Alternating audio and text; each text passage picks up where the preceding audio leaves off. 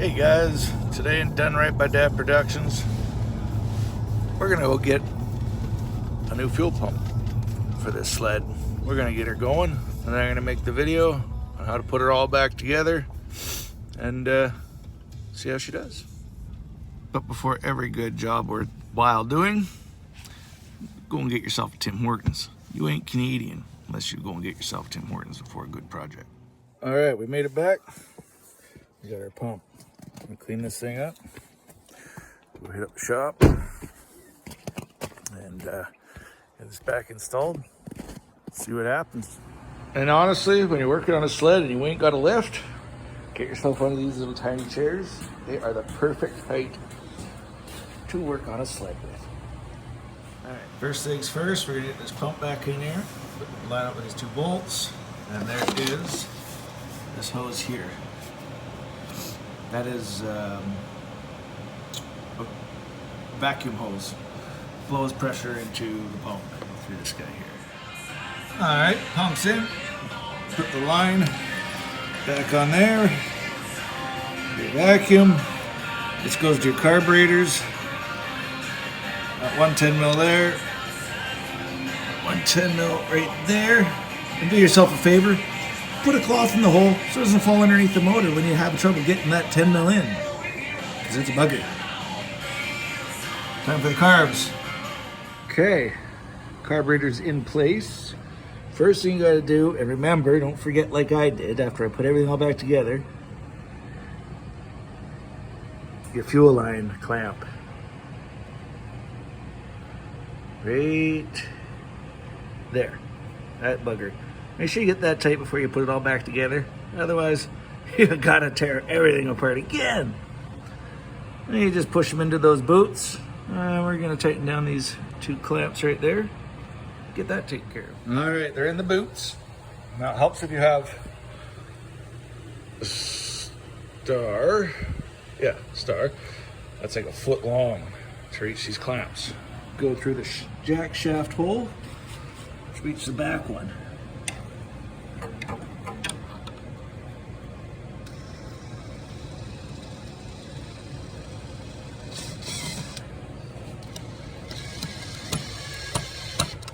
That one tight.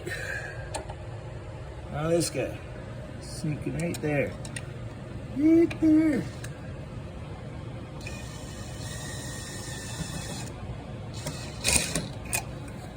There you have it. And the carbs are clamped back down. Okay, next.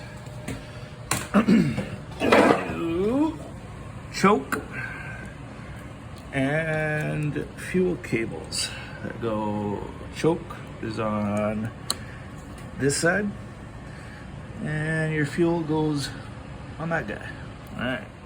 All right, cables are hooked up. Now your choke cable, this guy, as you know, your choke goes up in stages, so make sure you leave enough slack. That little arm that you see moving, it doesn't quite hit that piece of metal, because if it is, you'll never get full choke out of it. See? So I'm full choked right now, not quite touching. So you want a little bit of slack in that cable. You know, not much, but a little bit.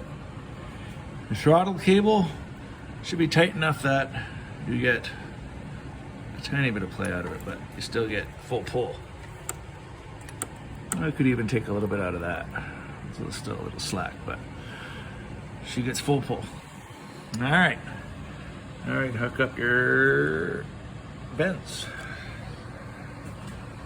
That's really easy. That guy just slips into there. Now that was a little hard to do with one hand. Just like that. This tube goes up into here. This guy here, that guy there. Snap it into this housing. Your carbs are pretty much done now. Let's go put fuel tank all back together. All right, that's your fuel filter and your fuel line. So to get that back in there and attached to this guy, We're going to stuff it in tail first.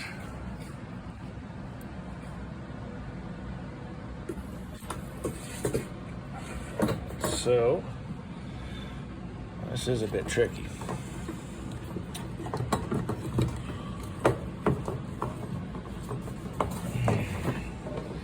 I'm going to get that hose to come back out from here. Sorry, trying to do this with one hand. Not too easy. Get that grommet out of there. There we go. Alright. Now we're going to stick that back over. Put that all in there. Like so. Okay. Now there's these little clips. Snap it back on here, hold it on, slide that on, put this back in, like so, clamp that guy back on,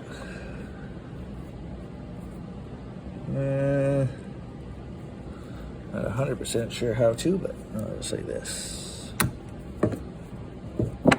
I need bigger pliers. There we go. Those will work. Sometimes you gotta improvise. Come on.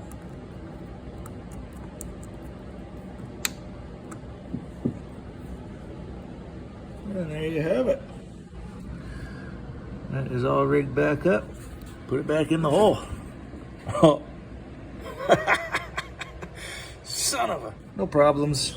All fixed. Slide it over. Put it back in if you can. Bang, pickup lines reinstalled. Alright. Make sure your fuel filter is sitting face down in there to suck up from the bottom. Junk out of there. Reinstall your cap.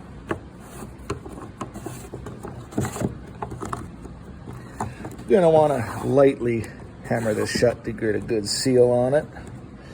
You don't want to break the tabs off or anything, but stick a flathead in there and give it a tap with a screwdriver till it's nice and tight. All right, now before putting your tank back in, you got your fuel line. It goes to the spigot there. And don't forget to hook up your fuel gauge to this guy here once you're tucked in. No, I didn't, but there it is. Connect that to that, that to that. Next step after. Okay, tank's all tightened up down there. Next is installing this support bars there. So you got these guys that are spaced. They go right there and fit in the holes nice. There. Make sure those are seated good. Nice and flush. Flush. Put bars back on.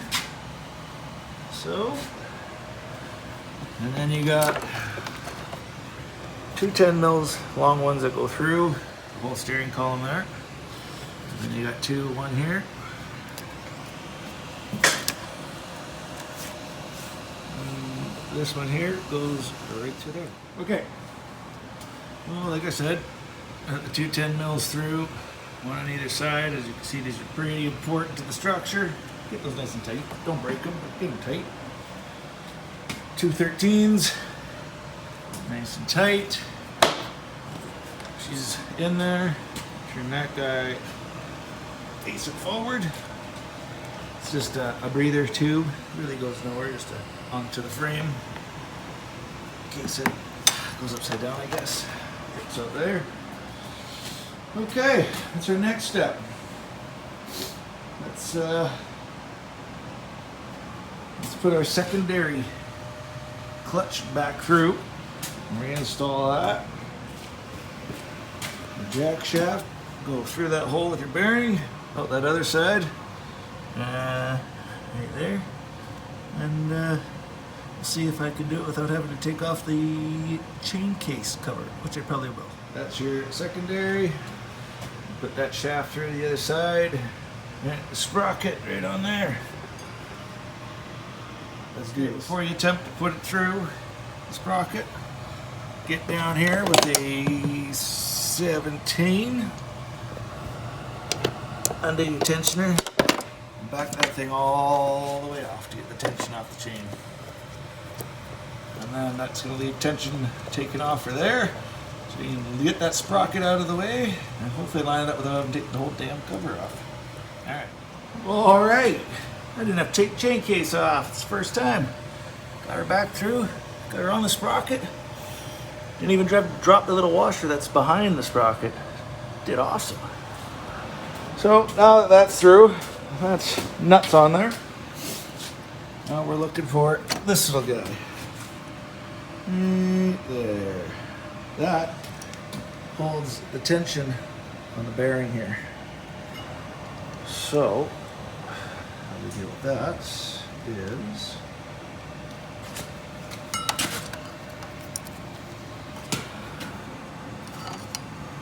just like that. Oh, come on. It's in the way.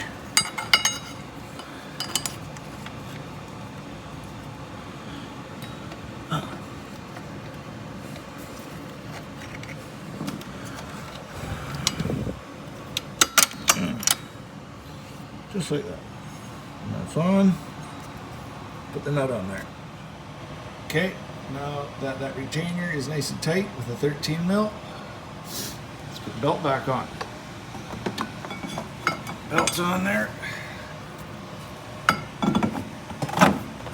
Belt's back on. Easy. Now there's a nut in there.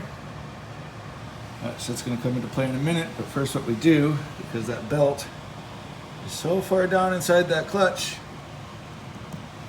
this is plastic, but this is your adjuster. So, I don't have the proper tool, so I do it this way.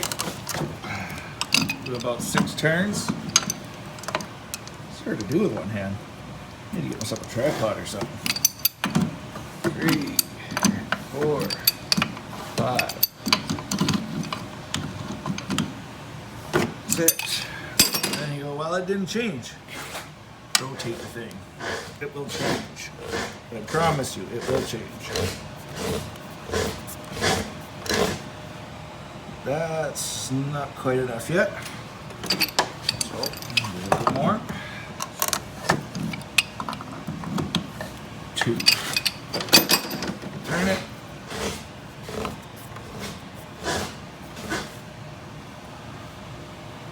I like the ridges here to be level with the top of your secondary. So, give it 2 more. Spin.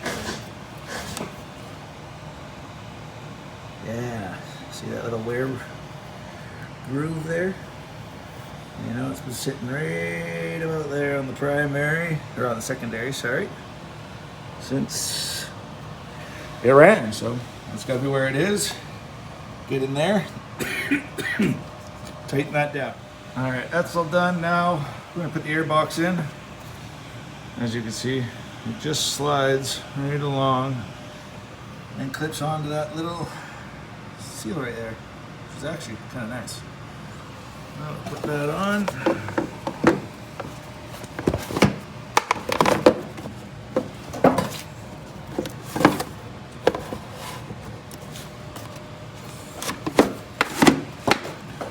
That's on. Take this cone. That's a twist connect. That twist locked. Make sure you got your little electronic plugged in. This one here is for your ignition once you put the plastic back on. Okay. On the other side of this chain case, there is breather. Goes right over there, like so.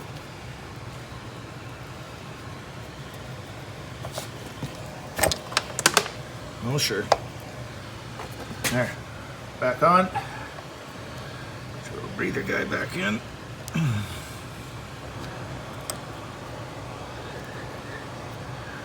There you go. Your breather's back in.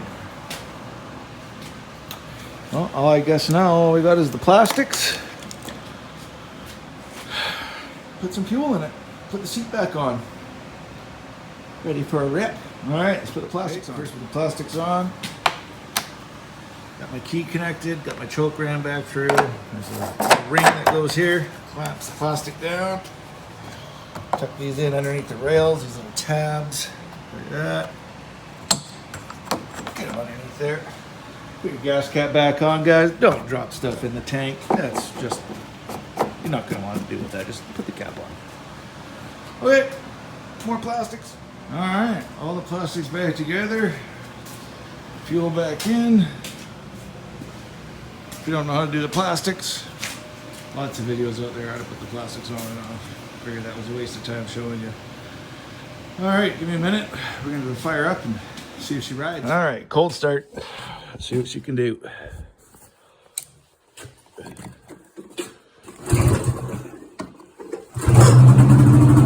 Woohoo! Cold start. Yeah, baby.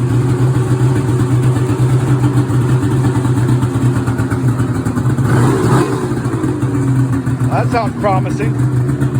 Let's get it outside here.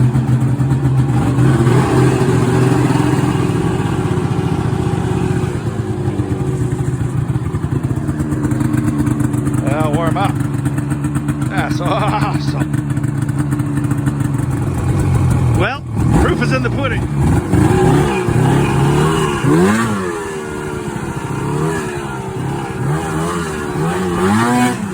Oh, yeah.